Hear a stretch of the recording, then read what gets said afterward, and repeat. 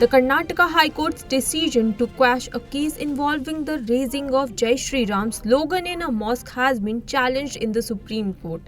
The High Court had dismissed the FIR against the two accused, Kirtan Kumar and Sachin Kumar, stating that raising such slogans could not be considered an insult to another religion.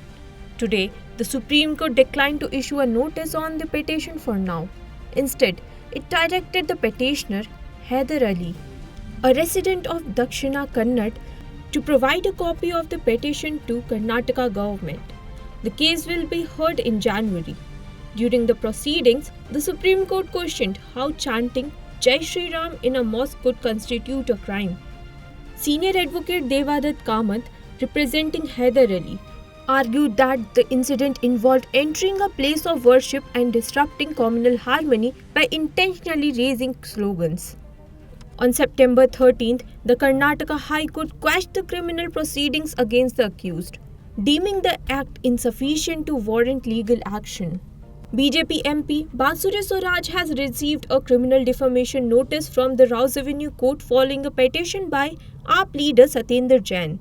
The notice pertains to an interview she gave to a TV channel on October 5, 2023, in which she allegedly made derogatory remarks against Jain.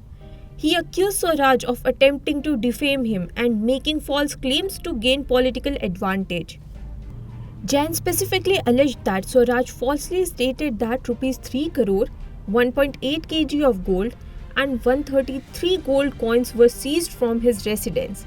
Additionally, she repeatedly labelled him a corrupt and fraudulent. The next hearing is scheduled for December 20, 2024. When Swaraj has been directed to appear. The court will also record statements from Jain and his two witnesses on the same date.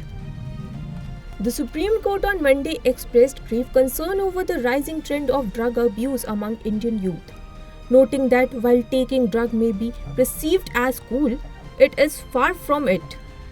The remarks were made while approving an NIA investigation into Ankush Vipin Kumar, accused of smuggling heroin from Pakistan into India. The court called for collective efforts from parents, society, and state authorities to combat this issue and issued guidelines to the National Legal Service Authority.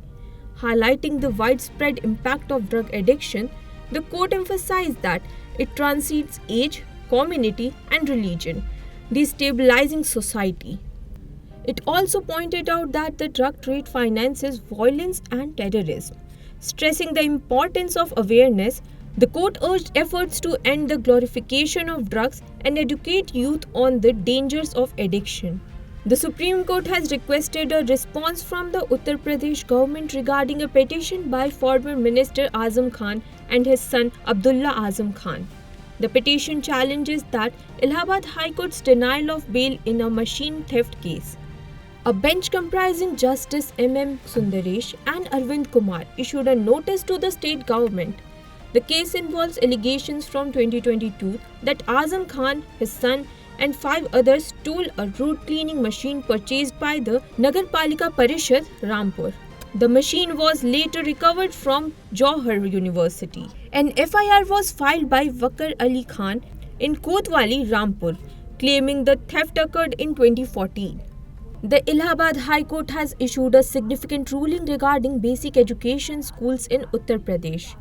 The court stated that district magistrates do not have the authority to interfere with or inspect the functioning of schools managed by the Basic Education Council. This decision was made while hearing a petition filed by Santosh Kumari, a teacher at a school in Sambhal, who had challenged her suspension. Her suspension was based on an inspection conducted by the SDM and block education officer under the district magistrate's direction, citing poor performance.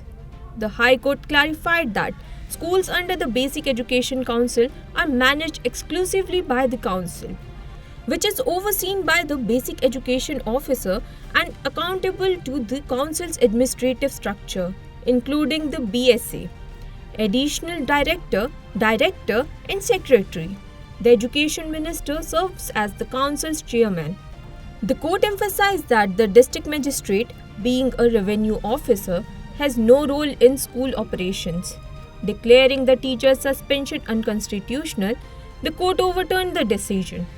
Watch our special programs and share the videos to stay updated with the daily court proceedings.